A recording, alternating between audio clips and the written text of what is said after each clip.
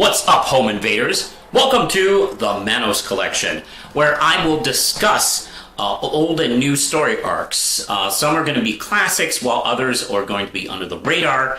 I'm going to be talking about the stories and what they mean to me and the culture at large. Now, today we're going to be talking about The Spider and the Burglar. This is a story arc that began with Amazing Spider-Man 194 and concludes in issue 200. It's written by Marv Wolfman, and it's got art from Keith Pollard and Sal Buscema. At this point in Peter Parker's life, we're in the post-Gwen Stacy period. He's in college, living alone. Mary Jane has taken off. Our hero is down in the dumps, fighting with self-hatred and depression. It's so bad, frankly, fighting supervillains is on the upside of his life. Speaking of which, this brings us to a new villain, a thief that steals Spidey's attention, the Black Cat. Yes, issue 194 is the debut of Felicia Hardy, the Black Cat. Her first big job is none other than breaking her dad out of prison. You see, it's basically like father, like daughter. He was a big-time cat burglar, and she's determined to set him free. In trying to stop her, a wall caves in on him, squashing him like I don't know, what's a good metaphor for some small creature? I don't know. I'll think of it later. We'll fix it in post. Once Spidey is able to free himself from the rubble, Black Cat and Cat Dad are gone. He might be down 2 crooks, but he is 1 broken arm up, so, he's got that going for him. Seriously, though, not catching Black Cat and leaving with a busted arm only serves to add to the stress that Peter is already going through. Aunt May is in a rest home, balancing work, school, and Spider-Man. Heck, he even feels like a failure at being a superhero.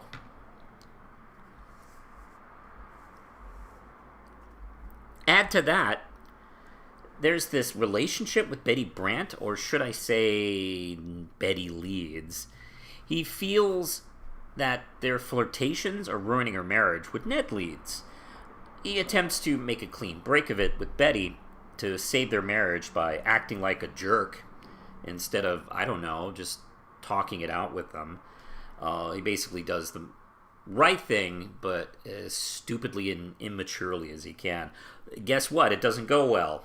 It only serves to upset them more and makes Peter look like an asshole to all his friends. Even former bully Flash Thompson is disgusted.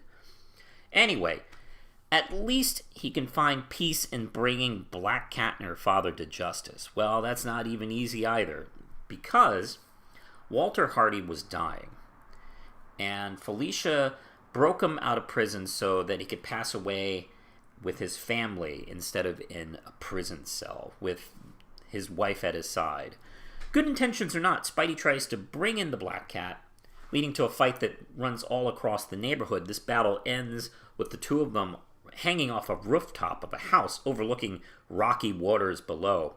Spider-Man grabs the corner of the house with one hand and grabs Black Cat with the other, the arm that she broke earlier in the issue. Irony! Spider-Man begs for her to jump away to safety, but instead she falls to the rushing waters below, never to be heard from again. Ha ha ha! Just kidding. Of course, don't forget, this is her first appearance, and it could have been her last if nobody liked her, but lucky for her, people did. She pulled off the good old-fashioned supervillain death-faking trick. However, Spidey didn't know that. So when he returns to tell her family the news, he discovers that Walter Hardy died in his wife's arms. So he quietly sees himself out, not feeling like a hero. Returning to his small apartment, he sees a telegram that was slipped under his door. And for those of you too young to know what that is, telegrams were basically like paper texts people would send to each other when letters would take too long. The rest home Aunt May was staying at sent him this telegram to report that she had died earlier that morning. Now he web swings to the rest home as fast as he can, even with his broken arm, no less. Peter is greeted by Dr. Reinhardt, May's doctor. He informs him that she died suddenly from a cardio infraction. He directs Peter to the viewing room where she is lying in her coffin already.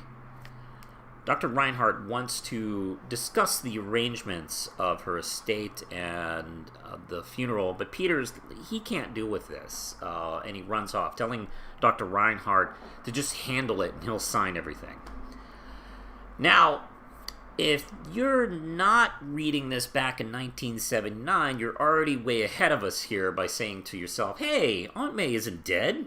This is obviously some sort of trick. Well, don't worry, I'm getting to it. Peter Parker is too busy being wrecked by grief and self-loathing to even notice something fishy. He stands on a pier wondering what good is it being Spider-Man if it keeps bringing suffering to those he loves. Surprisingly enough, Robbie Robertson appears to chat with him, not to be confused with the forgotten rock star Robbie Robertson. Robbie is the assistant editor of the Daily Bugle, friend of Peter Parker, and the son of the world's most lazy, unimaginative parents in the world. Robbie wasn't following him, actually. He was doing some soul-searching of himself. He's not sure at this point if working with J. Jonah Jameson is worth it anymore, and he's kind of just doing some thinking. That's when he runs into Peter, and he had heard, of course, that he had lost May, and is kind of at the end of his rope. So Robbie tells him that he and his wife had some terrible times themselves. Their first son had died when he was only 6 months old, and he explains how he was shattered by the loss and feared he wouldn't be able to continue. In this time, since then, he and his wife had another son and learned that life does move forward. You can carry those you've lost with you without it destroying you. This does bring Peter slightly out of his funk. He returns to Aunt May's house to recapture some of those memories that Robbie was speaking of. That's when Peter discovers, to his shock, that the place had been torn apart. Someone had broke in and wrecked it, as if they were searching for something. That's when he realizes that Dr. Reinhardt was an old alias of, dun-dun-dun, Mysterio. Oh boy, is he pissed. The Lord of Illusions tells him that May is dead and suddenly their house is ripped up, like my hopes and dreams. Well, he is on his way to kick some fishbowl ass when he is attacked by a gas bomb and the ultimate weapon, a net! Seriously, writers from the 1910s to 90s thought that nets were the most unbeatable weapon of all time.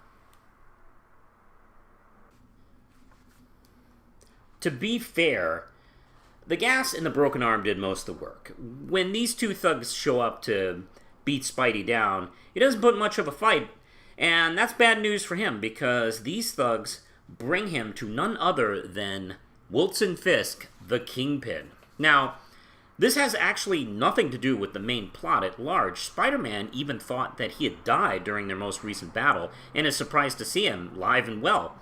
He explains to Spider-Man that he survived the recent fight, but lost his memory. You know, that actually, now that I think about it, happens to a lot of Spider-Man's villains back in the day. His rogues gallery suffered more head injuries than the entire NFL, but with better benefits.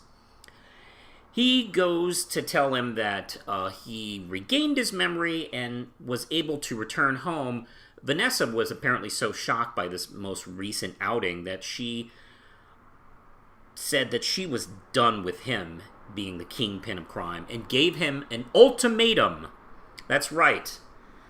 Write a terrible event comic that ruins the Ultimate Universe or we're getting divorced. Well, okay, actually, she gave him 24 hours to finish up all remaining crime stuff, and then he has to quit if he wishes to continue this marriage, because she just can't deal with it anymore. Fisk decides to spend that entire 24 hours to find and kill Spider-Man. Now, keep in mind, This is years before he developed a hate boner for Daredevil, so it's Spider-Man is enemy number one. And Spider-Man isn't interested in this. He's got to go find Mysterio, and what he did with Aunt May, if she's still alive, he doesn't know. And he's got to get going. But he's now locked in this huge house, having to fight the Kingpin with literally one arm tied behind his back, and he is not in the best shape. They spend the night destroying the place with their fight, ending with the Kingpin having the upper hand. Spider-Man is down, beaten. He can barely keep himself up as Fisk is standing above him, ready to shoot him. Suddenly, literally, the clock runs out on Fisk's 24 hours, and Vanessa walks right into the room, dressed like Lily Munster. It's their thing. I can't judge. Anyway, she gives him one last chance.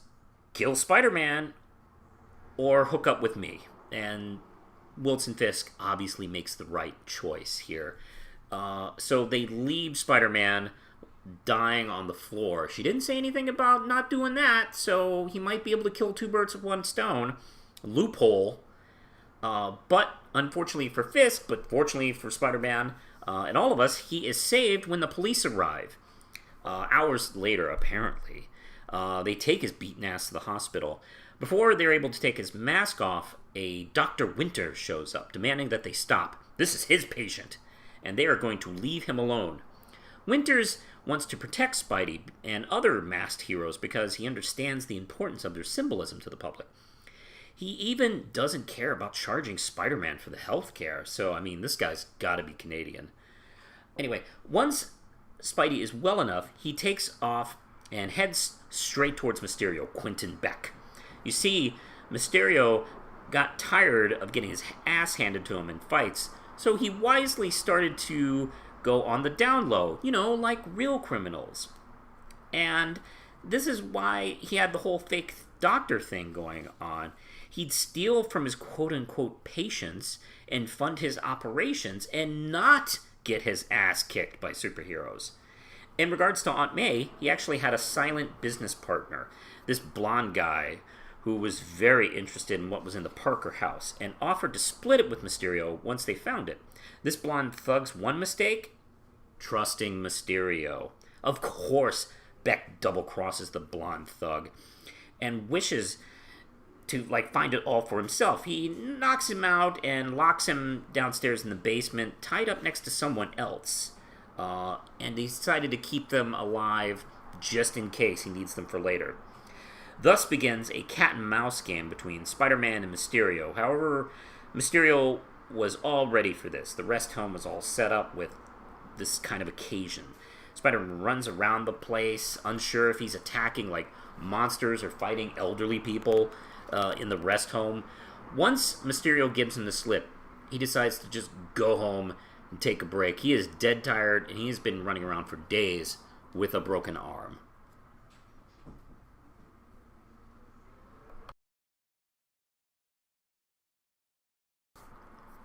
24 hours later, he wakes up in his own bed, and I gotta admit, every time I read this, I'm slightly jealous of him, because he wakes up feeling awesome. He has a new sense of adrenaline. His broken arm has been healed. See, his spider powers work like a healing factor. They only needed time for him to rest so it could work. And it couldn't work while he had spent the last week getting his ass beat every second. And now it's done, and he's feeling much better. Sort of a renewed vigor. His friends, Flash Thompson, Harry Osborn, Liz Allen, and that other girl, have come to visit, and they talk about how he was a jerk to Betty, and he explains that he was trying to get them back together, and they explain back to him that Betty and Ned were having real problems, and it wasn't because of him. Yeah, Peter, not everything is about you. Anyway, it's a sweet scene where everybody's communicating and forgiving each other. So once that's done, it's off back to the Parker house, and Spider-Man, sure enough, finds Mysterio right there searching through the place. He chases Mysterio back to that poor rest home. These poor people here can't catch a break. Mysterio right then and there decides this shit ain't worth it. He has blown his cover working at the rest home. He hasn't found the great Parker treasure, and he just quits. He cuts his losses, but not before shooting Spider-Man with a tranquilizer filled with enough depressant to kill an elephant herd. You see, that's how writers measure tranquilizers, by how many elephants they can kill. And so, this issue ends the same way 4 other issues in this arc ends, with Spidey knocked out.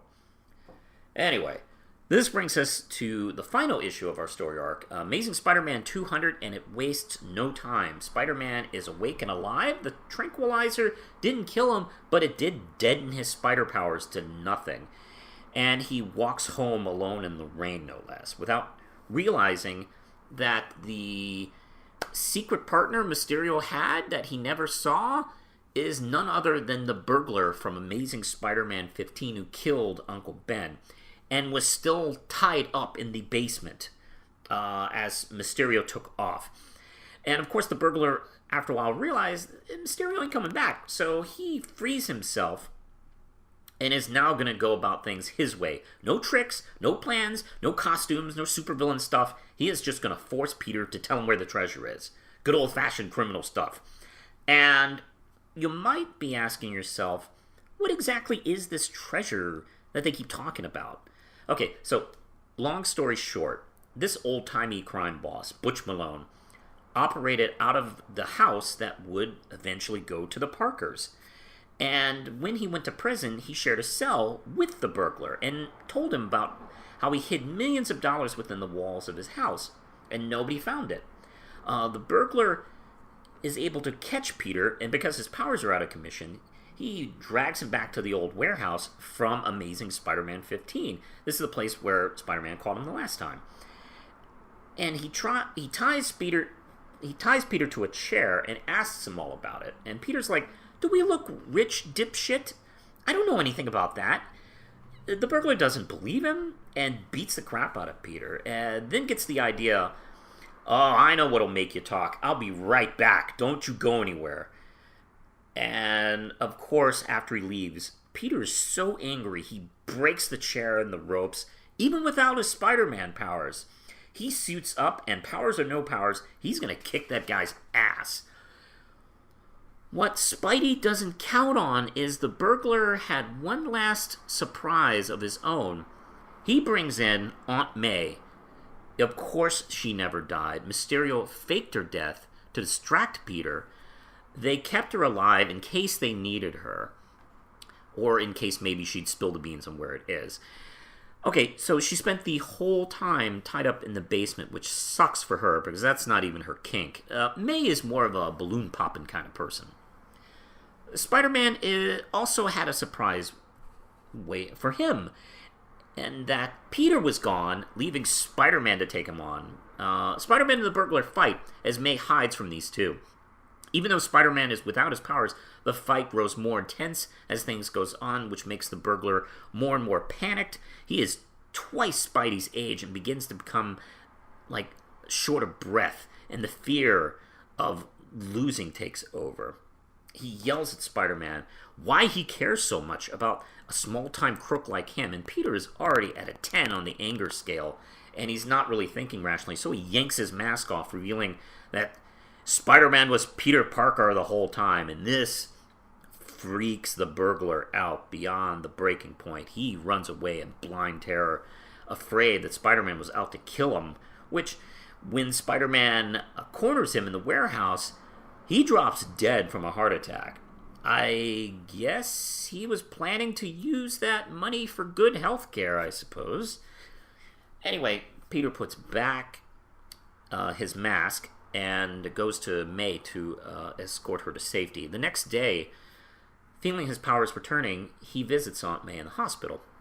He asks her about the Butch Malone treasure, and she tells him that she and Ben once found a box in the walls of the house, but whatever was there was long eaten away by silverfish, meaning that stupid burglar killed Ben and died for nothing. But this doesn't mean that this journey was meaningless.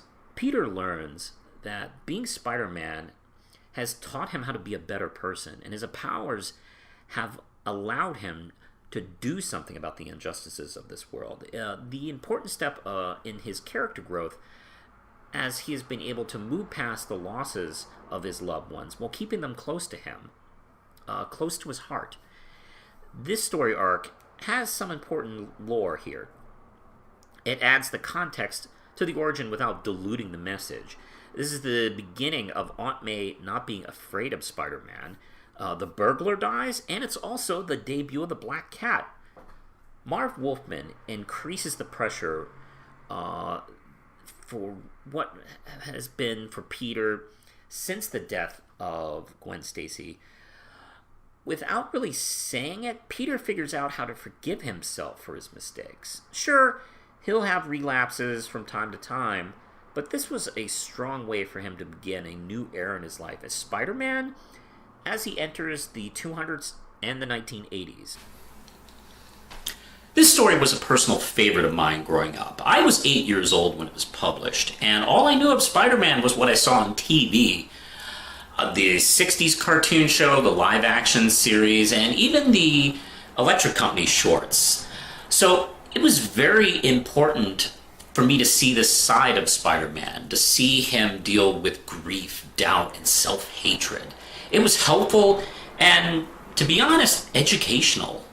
Because it's okay to share those feelings, because we all go through them, even a Spider-Man. I'm going to give The Spider and the Burglar 5 out of 5 ramp chips. Now, be here next month when the Manos collection is going to be talking about Steven Universe Harmony. Don't forget to like, subscribe, and click the notification bell, and support The Real Manos and Manos Publishing on Patreon.com. Push the button, Lindsay.